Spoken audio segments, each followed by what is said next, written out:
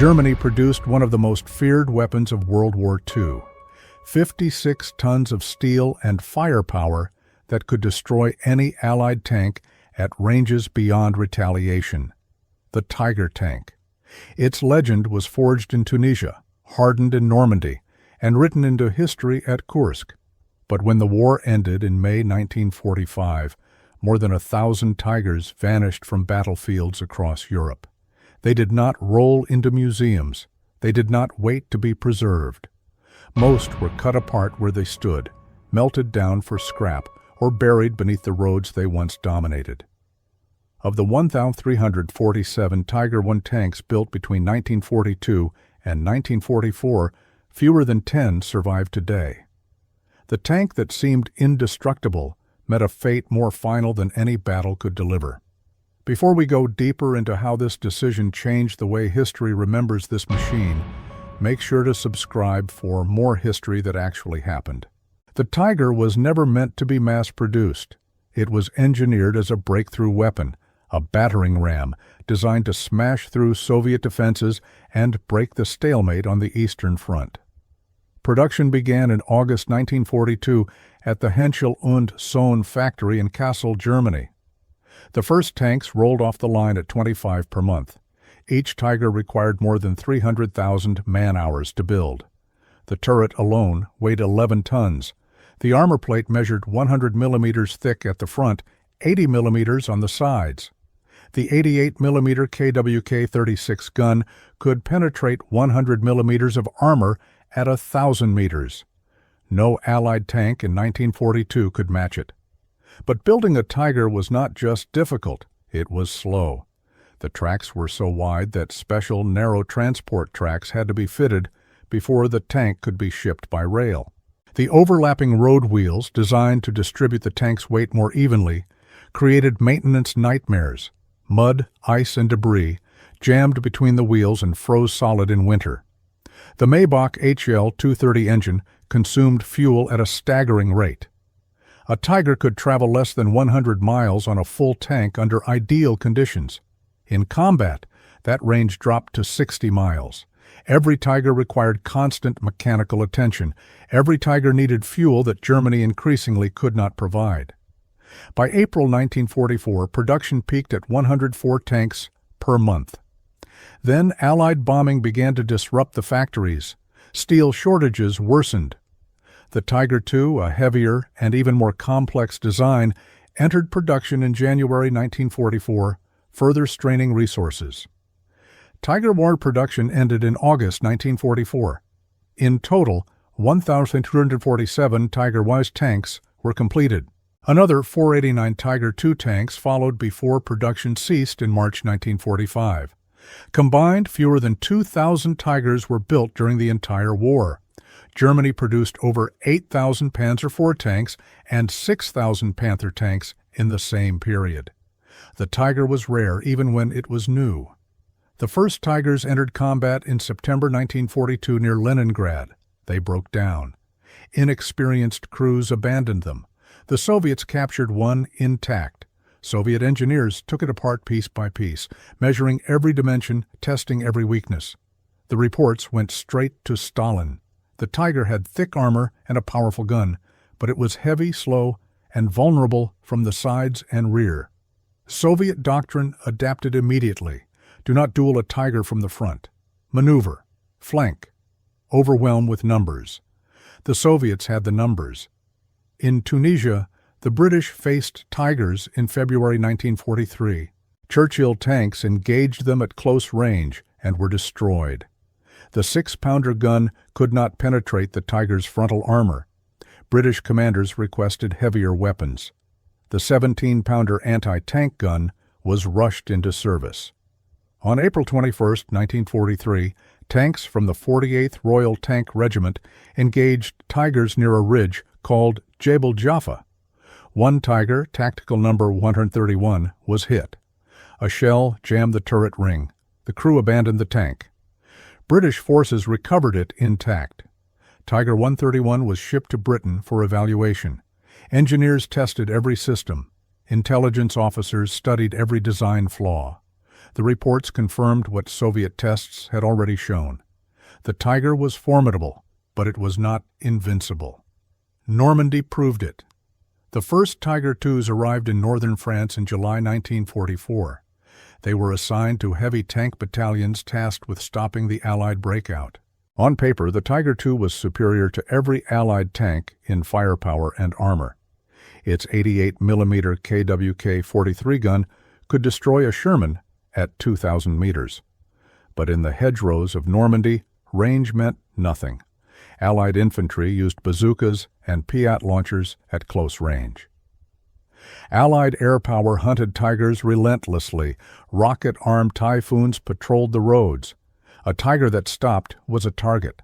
A Tiger that moved consumed fuel that could not be replaced. German supply lines collapsed. Fuel trucks were destroyed by airstrikes. Tigers were abandoned because their tanks were empty, not because they were destroyed. The Eastern Front consumed Tigers faster than any other theater. Soviet tank production dwarfed Germany's. In 1943, the Soviet Union produced 24,000 tanks. Germany produced fewer than 6,000. Soviet T-34s and KV-1s attacked in waves. One Tiger might destroy 10 Soviet tanks, but 20 more took their place. Soviet doctrine did not fear losses. German doctrine could not sustain them. A destroyed Tiger could not be replaced. A destroyed T-34 was already being replaced before its crew was buried. The mathematics of attrition made the Tiger irrelevant. By the time Germany surrendered on May 8, 1945, Tigers were scattered across Europe. Some sat abandoned in fields, out of fuel, or broken down. Others had been destroyed in combat, turrets blown off, hulls burned out. A few were still operational, left behind by retreating German forces. Allied armies found them in tank depots, in forests, buried in mud. The British found Tigers in Normandy. The Americans found Tigers in Belgium and Germany. The Soviets found Tigers everywhere they advanced. But nobody wanted to keep them. The practical reason was simple. Tigers could not be maintained. They required specialized parts that no longer existed. The factories that built them were destroyed or in Soviet hands. The logistic systems that supported them were gone. Fuel was scarce. Spare parts were non-existent. Even if a Tiger could be repaired, it could not be driven far enough to matter. Allied forces had their own tanks, their own supply chains, their own logistics.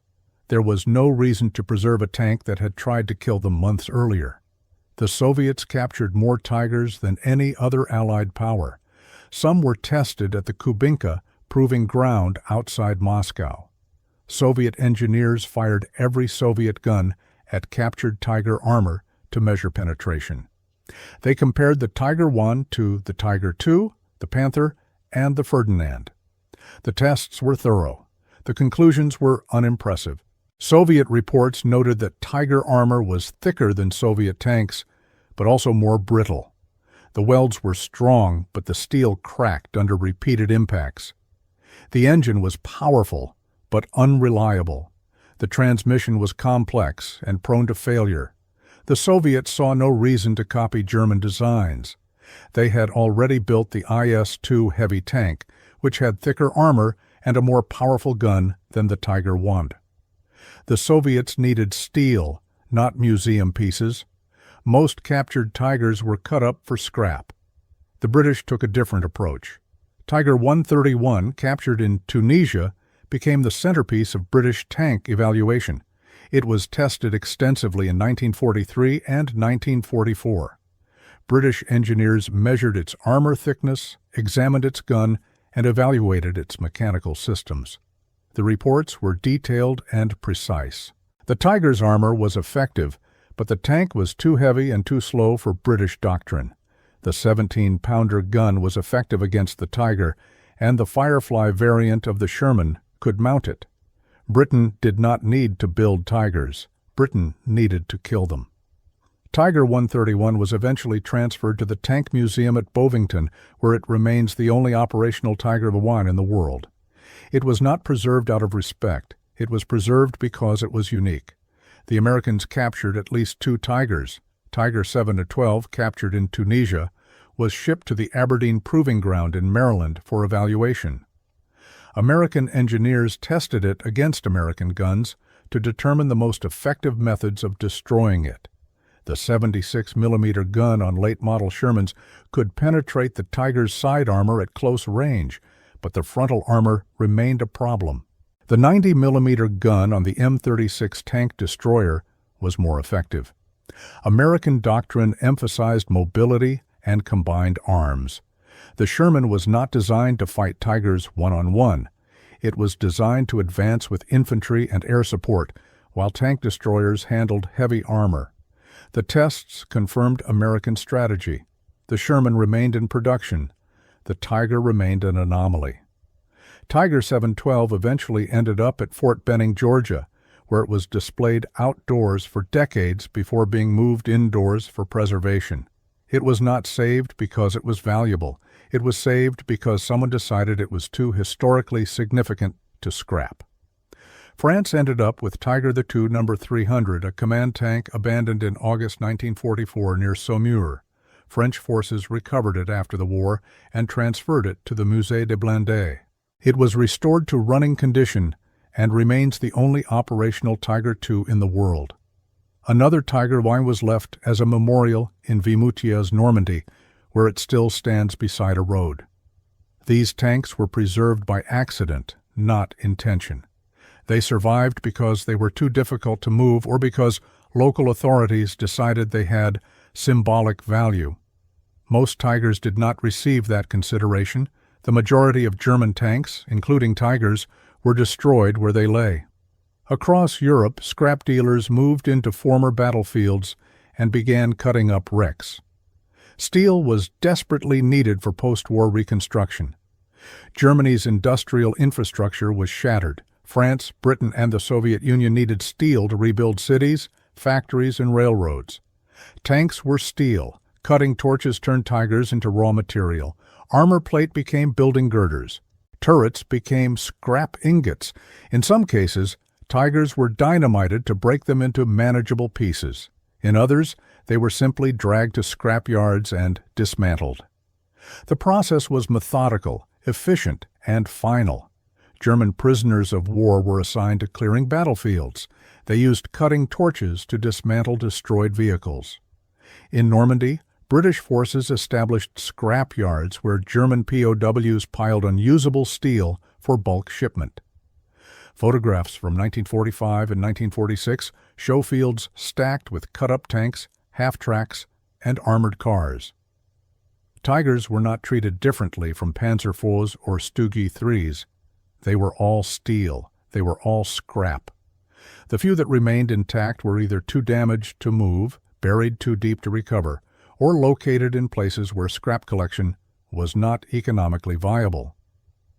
One Tiger II remains buried beneath a road in Normandy to this day. It broke down in 1944, and French engineers decided it was easier to pave over it than to dig it out. Another Tiger I hull sits in a Russian forest, stripped of its turret and engine, slowly rusting into the soil. These are not museum pieces. They are archaeological remnants, preserved only by neglect. By the early 1950s, the scrapping was largely complete.